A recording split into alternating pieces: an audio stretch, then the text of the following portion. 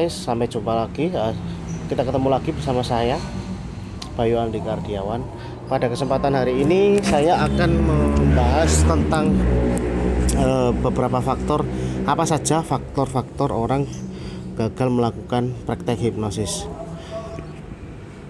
Seperti yang kita ketahui, kendala-kendala sebagai seorang penghipnotis pemula kebanyakan adalah mungkin seperti yang beberapa teman-teman tahu, yaitu mungkin kurang pede dan lain sebagainya. Tapi di sini saya ingin membeberkan sebuah penemuan-penemuan atau mungkin studi-studi yang saya amati dari beberapa peserta pelatihan saya, di mana kenapa kok mereka gagal. Mudah-mudahan dari pembahasan ini Anda bisa menemukan clue dan bisa mengerti apa yang sebetulnya menjadi kendala para penghipnotis pemula, baik dari pelatihan saya maupun orang lain. Harusnya kita bisa melihat ini dari sisi normatif ya, dimana ketika seorang trainer memberikan sebuah keilmuan yang sama, porsinya sama, metodenya sama kepada beberapa peserta, namun kenapa hasilnya berbeda? Harusnya ini menjadi sebuah perhatian khusus. Ilmunya sama yang diberikan, metodenya juga sama, dan tidak ada pengecualian, kecuali memang beda kelas loh ya. Tapi kenapa kok dari beberapa peserta yang diberi keilmuan yang sama ini memiliki perbedaan kualitas prakteknya? Nah, di sini saya akan membedah lebih dalam, lebih spesifik agar teman-teman bisa menemukan jawabannya. Oke, yang pertama adalah mengapa faktor-faktor inti yang membuat praktek kita gagal. Yang pertama pastinya satu, komunikasi kita kurang lancar. Komunikasi ini sangat penting sekali kita bahas karena apa? Sangat lumrah bagi seorang penghipnotis pemula itu kadang belum memiliki keahlian berkomunikasi dengan baik dan lancar, dan menganggap bahwa hipnosis ini hanya bisa berlaku menggunakan bahasa Indonesia saja. Padahal tidak. Kita pakai bahasa apapun boleh, bisa. Yang penting klien paham. Itu faktor yang pertama. Faktor yang kedua adalah klien atau subjek tidak percaya kepada kita. Maksudnya tidak percaya itu gini. Ada orang yang sebelum dia belajar hipnosis, dia memiliki otoritas tinggi atas mungkin teman-temannya, keluarganya, atau di lingkungan sosial di sekitarnya. Ketika dia belajar hipnosis, dia mempraktekkan itu kepada orang-orang di sekitarnya yang punya rasa sungkan sama dia, yang punya rasa tidak enakan sama dia. Maka kemungkinan hipnosisnya berhasil akan besar. Karena apa? Dia sudah memiliki brand personality, dia sudah memiliki otoritas. Jadi seperti itu. Maka bisa dipastikan hipnosisnya akan mudah lebih berhasil daripada ada orang yang mungkin pendiam. Dari sebelum dia belajar hipnosis, dia sudah nggak pede ngomong sama orang, jarang komunikasi sama orang, jarang bersosial. Tiba-tiba dia pengen belajar hipnosis, itu akan lebih sulit. Terus yang ketiga, itu tadi faktor yang kedua ya. Faktor yang ketiga adalah diri kita selalu menempatkan posisi ilmu hipnosis ini adalah ilmu yang gaib. Banyak sekali orang yang salah paham ketika setelah belajar hipnosis, ternyata hipnosis itu tidak sesuai dengan apa yang mereka ekspektasikan. Kalau dia lihat di televisi, ada yang sekali tepuk langsung tumbang, ada yang sekali jentik langsung tidur, dan mereka menganggap bahwa itu semudah menjentikan jari, semudah yang dia lihat. Padahal ketika dia mengikuti pelatihan yang sebenar-benarnya, dia baru mendapati bahwa ternyata hipnosis itu tidak sesimpel itu. Bahkan ada juga yang bilang hipnosis itu rumit. Maka dari itu ini juga merupakan menjadi faktor utama, karena orang belajar hipnosis itu tujuannya berbeda-beda. Ada yang cuma iseng, ada yang cuma kepengen tahu, ada yang mungkin bener-bener niat kepengen belajar, sehingga mereka mengawali dari belajar yang dasar-dasar dulu. Ada yang seperti itu. Oke, selanjutnya tidak ada, untuk yang selanjutnya yang keempat ya. Yang keempat, tidak ada rasa kemantapan ketika melakukan sebuah induksi atau sugesti. Kemantapan ini sangat berpengaruh sekali dari segi komunikasi kita. ketika kita bilang tidur, lengket, apabila kita tidak menggunakan power yang ada di tubuh kita, maka efek sugesti yang kita berikan kepada si klien juga akan tidak akan kuat. Contoh seperti ini, ketika Anda teman-teman di sini anak-anak, mungkin punya adik, ponakan atau anak ya yang masih kecil misalkan. Anak kita itu nakal gitu. Terus kita bilang, ketika anak kita mau melakukan sesuatu hal yang membahayakan, kita bilang jangan, stop. Tapi intonasi suara kita biasa aja, kira-kira didengarkan nggak? Nggak didengarkan. Tapi kalau kita dengan suara yang tegas, contohnya seperti para aparatur negara, kepolisian, tentara kita itu kalau setiap melakukan perintah, dia menggunakan intonasi suara yang tegas. Supaya apa? Setiap perintahnya itu langsung masuk ke pikiran bawah sadar, dan akhirnya menjadi sebuah keharusan yang harus dilakukan oleh si lawan bicaranya. Maka intonasi suara sangat penting sekali. Saya tidak mengharuskan teman-teman di sini harus bisa langsung, enggak, karena memang semua itu butuh belajar. Dimana dulu saya ketika belajar pertama kali juga terbata-bata, tidak bisa berbahasa Indonesia selancar ini. Terus yang keempat, yang selanjutnya, yang kelima, kita terlalu terpaku kepada skrip. Jadi kalau untuk fundamental hipnosis, sebetulnya yang perlu kita lakukan adalah sering-sering membaca, sering-sering melihat proses hipnosis, entah itu di YouTube, di televisi dan lain sebagainya. Nanti ketika kita sering-sering membaca dan mendengarkan kalimat-kalimat sugesti, nanti itu akan terisi sendiri di kepala kita. Terisi sendiri kosakata itu. Ketika kita melakukan induksi hipnosis, maka kata-kata yang sudah masuk di kepala kita itu kan muncul. Kita nggak perlu mikir lagi. Mungkin kalau di awal pertama praktek, mungkin kita ini mau ngomong apa ya, karena memang di pikiran bawah sadarnya belum ada kosakata tentang skrip sugesti hipnosis. Makanya pentingnya kita untuk tetap belajar dan juga sering membaca. Terus yang selanjutnya, 6, yaitu hanya sekedar coba-coba. Banyak sekali orang yang pengen belajar hipnosis itu cuma pengen tahu aja, kepo, bahasa kerennya gitu. Jadi kepo, berharap pelatihan yang mahal, yang murah, kalau perlu gratis, hanya untuk sekedar tahu rahasianya. Nanti kalau tahu rahasianya ya udah selesai kan gitu. Nggak praktek juga nggak apa-apa, toh gratis, toh murah kan gitu. Nah, ini yang riskan sebetulnya, karena orang-orang yang benar-benar ingin belajar hipnosis dan hipnoterapi untuk pengembangan diri ataupun untuk memanfaatkannya untuk sesama, dia tidak akan langsung bertanya atau membuat sebuah pernyataan bahwa hipnosis ini apakah bisa langsung dipraktekkan, apa dipastikan dijamin bisa. Banyak sekali orang-orang yang keliru ketika menanyakan dijamin bisa nggak.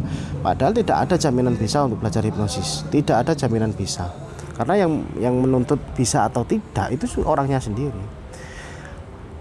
Ada orang yang sudah punya otoritas, dia belajar hipnosis, maka mudah cari praktek dan akhirnya mudah diberi keberhasilan. Ada yang orangnya pendiam, nggak pernah bersosial, nggak pernah punya teman, nggak pernah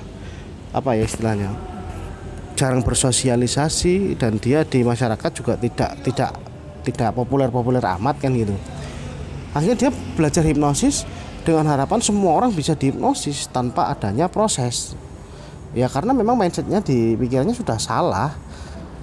Dikira hipnosis itu langsung seperti orang dibius gitu loh. Jadi kita ada obat bius, kasih di dalam tisu, lalu ditutupkan ke mulut si klien, tuh langsung tidur nggak sadar.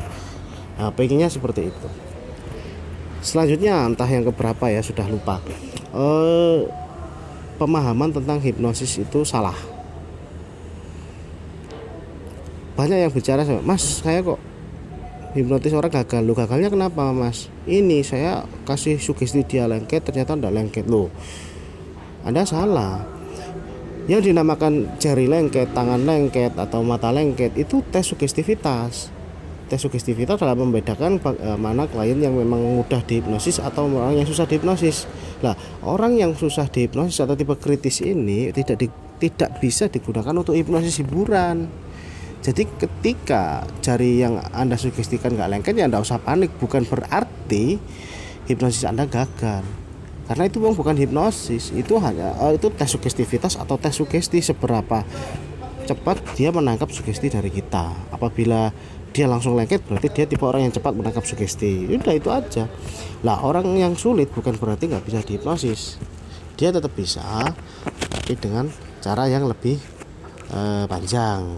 Terus yang kedua, pemahaman klien yang selanjutnya, pemahaman klien tentang hipnosis sudah keliru. Dikira hipnosis itu gagal, dikira hipnosis itu tidur, padahal enggak sekali. Dikira hipnosis itu tidur nggak sadar, dikira tiba-tiba bangun ditanya-tanyai yang aneh-aneh, padahal tidak seperti itu.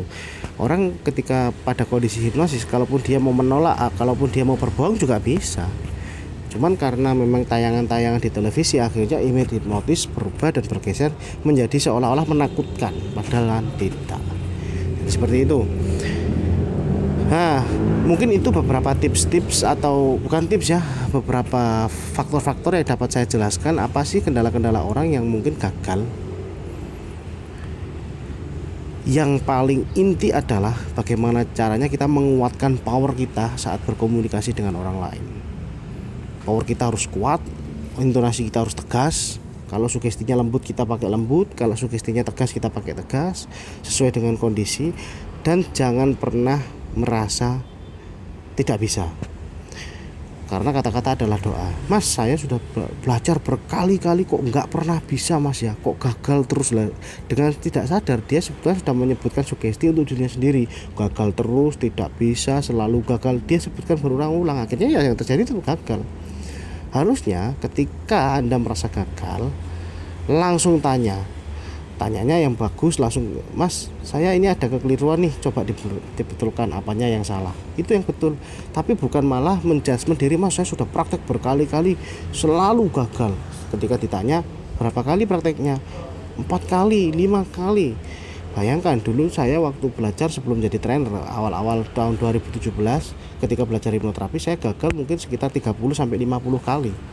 Dan itu jaraknya mungkin antara 1 bulan sampai 2 bulan. Jadi sekarang gagal, besok berhasil, besoknya gagal lagi, besoknya berhasil lagi, dan seperti itu terus. Jadi pentingnya kita membangun brand dan kepercayaan dan juga kemantapan, di sambil kita mensugesti diri sendiri bahwa kita pasti bisa. Mas, kalau saya nggak percaya diri gimana dong? Kalau nggak percaya diri, Anda tidak percaya diri karena Anda merasa orang lain itu lebih tinggi dari Anda, betul ya?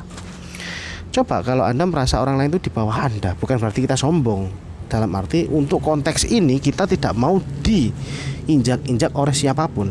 Mau ngomong sama presiden, mau ngomong sama pejabat, kita harus memposisikan diri bahwa kita setara, sama-sama manusia. Ketika kita sudah bisa melakukan itu, maka kita tidak akan mudah diremehkan orang. Caranya gimana? Sering-sering berlatih pernafasan segitiga. Ketika berhadapan dengan orang, usahakan dada kita busungkan seperti ini. Tubuh kita tegak, kata-kata luas, kita pandang mata lawan bicara kita, dan kita melakukan itu berulang-ulang supaya menjadi sebuah kebiasaan, dan sering-sering berkomunikasi tentunya. Itulah kenapa pentingnya praktek. Maka dari itu buat teman-teman yang masih gagal dalam melakukan praktek hipnosis, perlu diperhatikan bahwa bukan ilmu yang diberikan yang sebetulnya tidak laku atau keliru, tapi memang daya tangkap dari masing-masing peserta berbeda, dan juga kondisi dari masing-masing peserta berbeda. Karena apa? Ilmu yang saya berikan semuanya sama, tidak ada perbedaan. Tapi kenapa ada yang berhasil, ada yang gagal? Berarti kan ada permasalahan yang mungkin ada pada pesertanya. Mungkin pesertanya kurang pede, mungkin pesertanya masih bingung untuk mengawali hipnosis, atau mungkin pesertanya tidak yakin pada dirinya sendiri, atau tidak bisa komunikasi, atau yang paling krusial adalah mungkin pesertanya di lingkungan sosialnya, di rumahnya itu sering diremehkan. Jadi ketika dia bilang mau menghipnotis orang lain, otomatis orang lain tidak percaya. Bangun kepercayaan dulu, bangun brand personality dulu, praktek sebanyak-banyaknya, dan yang berhasil silahkan di video, digunakan untuk membrand diri supaya apa? Supaya banyak yang tahu bahwa kita itu bisa. Setelah banyak yang tahu kita bisa, maka secara tidak langsung nanti tubuh kita dan pikiran kita akan menyesuaikan dengan kondisi yang ada. Ketika kita dituntut untuk bisa, alam bawah sadar baru akan bekerja dengan segala potensi-potensi besar yang ada.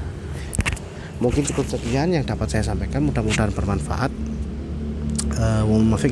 Wassalamualaikum warahmatullahi wabarakatuh. Salam sejahtera bagi kita semua. Salam untuk keluarga di rumah. Kita ketemu di video selanjutnya. Siap.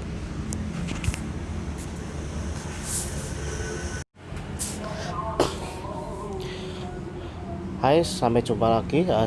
Kita ketemu lagi bersama saya, Bayu Andika Ardiawan. Pada kesempatan hari ini saya akan membahas tentang beberapa faktor, apa saja faktor-faktor orang gagal melakukan praktek hipnosis. Seperti yang kita ketahui, kendala-kendala sebagai seorang penghipnotis pemula kebanyakan adalah mungkin seperti yang beberapa teman-teman tahu, yaitu mungkin kurang pede dan lain sebagainya.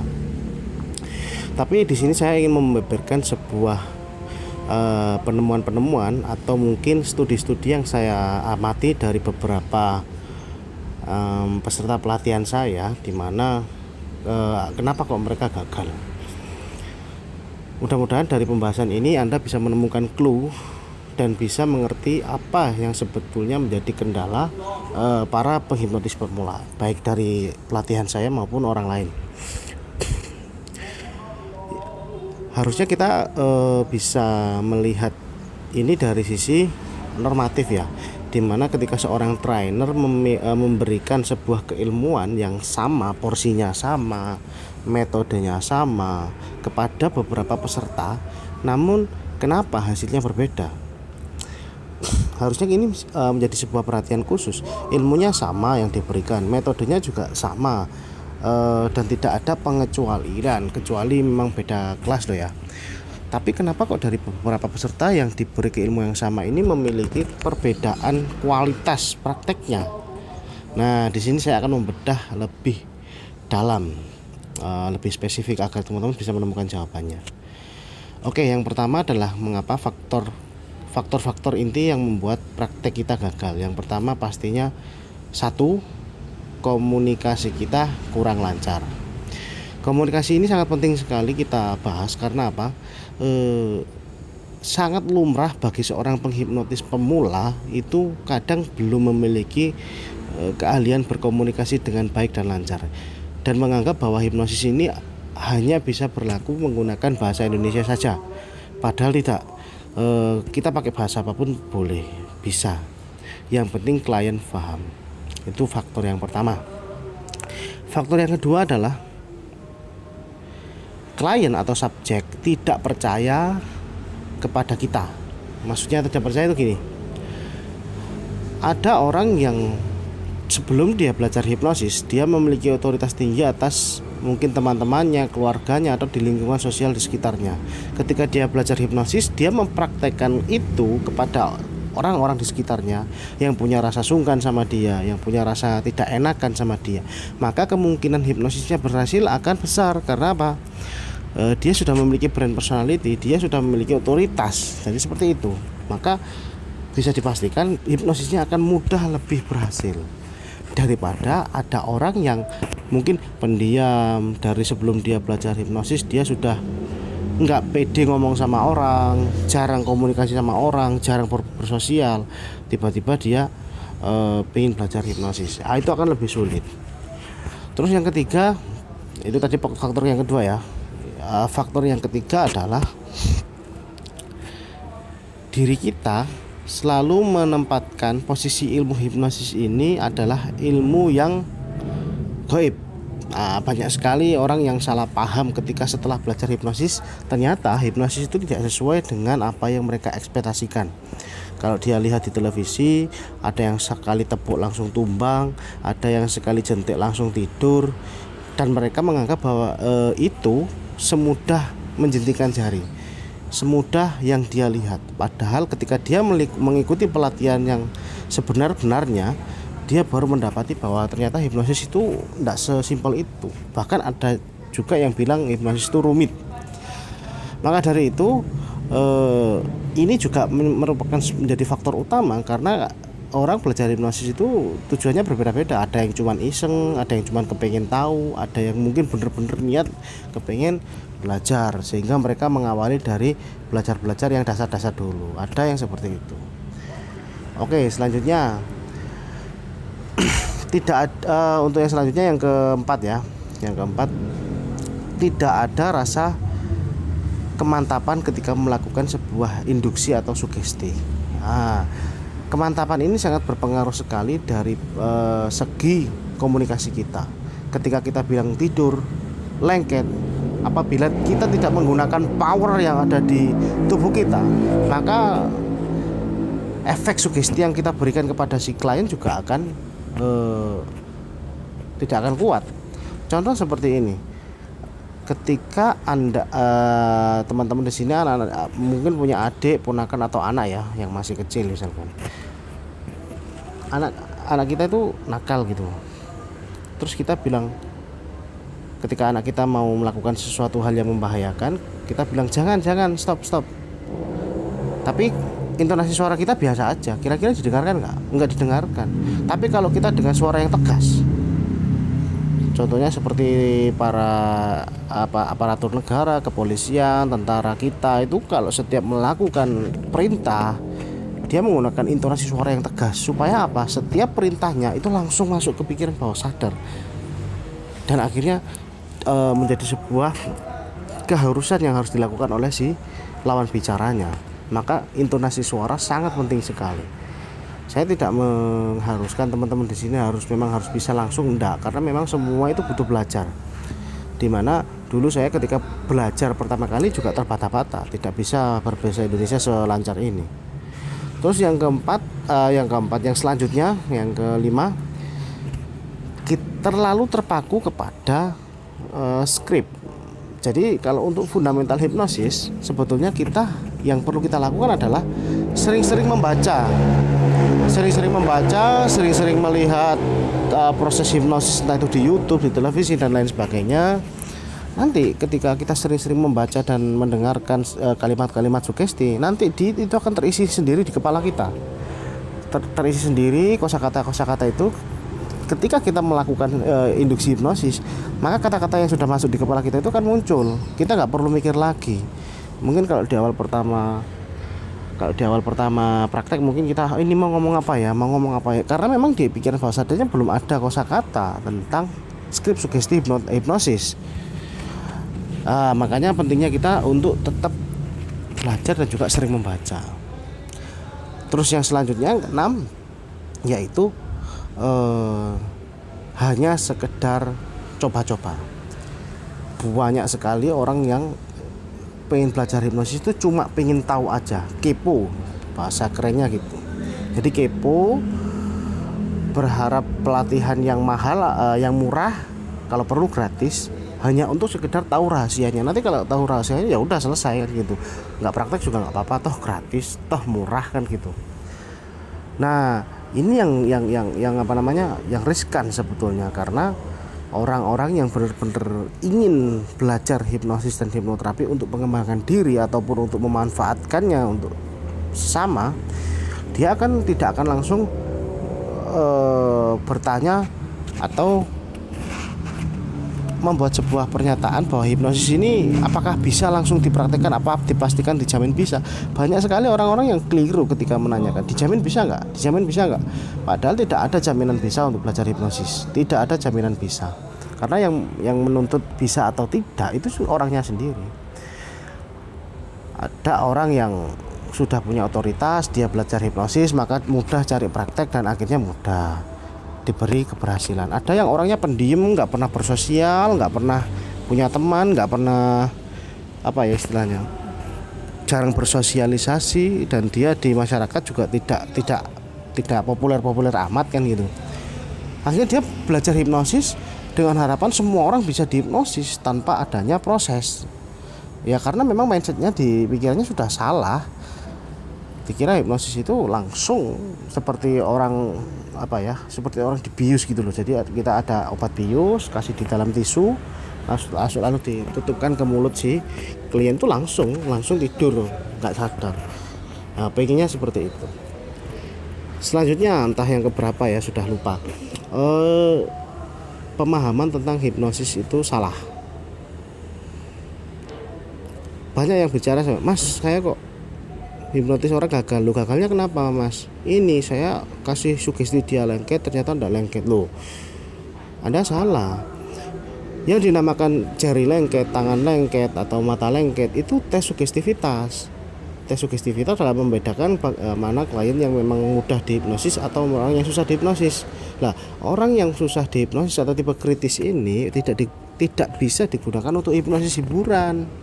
Jadi ketika jari yang Anda sugestikan nggak lengket, ya Anda usah panik. Bukan berarti hipnosis Anda gagal, karena itu memang bukan hipnosis. Itu hanya itu tes sugestivitas atau tes sugesti, seberapa cepat dia menangkap sugesti dari kita. Apabila dia langsung lengket, berarti dia tipe orang yang cepat menangkap sugesti. Udah, itu aja.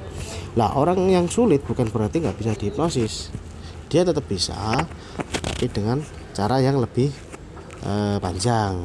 Terus yang kedua, pemahaman klien yang selanjutnya, pemahaman klien tentang hipnosis sudah keliru. Dikira hipnosis itu gagal, dikira hipnosis itu tidur, padahal enggak sekali. Dikira hipnosis itu tidur nggak sadar, dikira tiba-tiba bangun ditanya-tanyai yang aneh-aneh, padahal tidak seperti itu. Orang ketika pada kondisi hipnosis, kalaupun dia mau menolak, kalaupun dia mau berbohong juga bisa. Cuman karena memang tayangan-tayangan di televisi, akhirnya image hipnotis berubah dan bergeser menjadi seolah-olah menakutkan, padahal tidak. Jadi seperti itu. Nah, mungkin itu beberapa tips-tips, atau bukan tips ya, beberapa faktor-faktor yang dapat saya jelaskan. Apa sih kendala-kendala orang yang mungkin gagal? Yang paling inti adalah bagaimana caranya kita menguatkan power kita saat berkomunikasi dengan orang lain. Power kita harus kuat, intonasi kita harus tegas. Kalau sugestinya lembut, kita pakai lembut. Kalau sugestinya tegas, kita pakai tegas, sesuai dengan kondisi. Dan jangan pernah merasa tidak bisa, karena kata-kata adalah doa. Mas, saya sudah belajar berkali-kali kok nggak pernah bisa Mas ya, kok gagal terus lah. Dengan tidak sadar dia sebetulnya sudah menyebutkan sugesti untuk dirinya sendiri. Gagal terus, tidak bisa, selalu gagal, dia sebutkan berulang-ulang. Akhirnya ya yang terjadi itu gagal. Harusnya ketika Anda merasa gagal, langsung tanyanya yang bagus, langsung, Mas saya ini ada kekeliruan nih, coba dibetulkan apanya yang salah, itu yang betul. Tapi bukan malah menjudgment diri, Mas saya sudah praktek berkali-kali selalu gagal. Ketika ditanya berapa kali prakteknya, 4 kali, 5 kali. Bayangkan dulu saya waktu belajar sebelum jadi trainer, awal-awal tahun 2017, ketika belajar hipnoterapi, saya gagal mungkin sekitar 30-50 kali. Dan itu jaraknya mungkin antara 1 bulan sampai 2 bulan. Jadi sekarang gagal, besok berhasil, besoknya gagal lagi, besoknya berhasil lagi, dan seperti itu terus. Jadi pentingnya kita membangun brand dan kepercayaan dan juga kemantapan, di sambil kita mensugesti diri sendiri bahwa kita pasti bisa. Mas, kalau saya nggak percaya diri gimana dong? Kalau nggak percaya diri, Anda tidak percaya diri karena Anda merasa orang lain itu lebih tinggi dari Anda, betul ya? Coba kalau Anda merasa orang lain itu di bawah Anda, bukan berarti kita sombong. Dalam arti untuk konteks ini kita tidak mau diinjak-injak oleh siapapun. Mau ngomong sama presiden, mau ngomong sama pejabat, kita harus memposisikan diri bahwa kita setara, sama-sama manusia. Ketika kita sudah bisa melakukan itu, maka kita tidak akan mudah diremehkan orang. Caranya gimana? Sering-sering berlatih pernafasan segitiga. Ketika berhadapan dengan orang, usahakan dada kita busungkan seperti ini.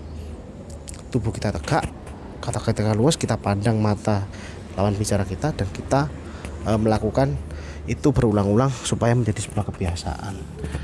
Dan sering-sering berkomunikasi tentunya. Itulah kenapa pentingnya praktek. Maka dari itu buat teman-teman yang masih gagal dalam melakukan praktek hipnosis, perlu diperhatikan bahwa bukan ilmu yang diberikan yang sebetulnya tidak laku atau keliru, tapi memang daya tangkap dari masing-masing peserta berbeda, dan juga kondisi dari masing-masing peserta berbeda. Karena apa?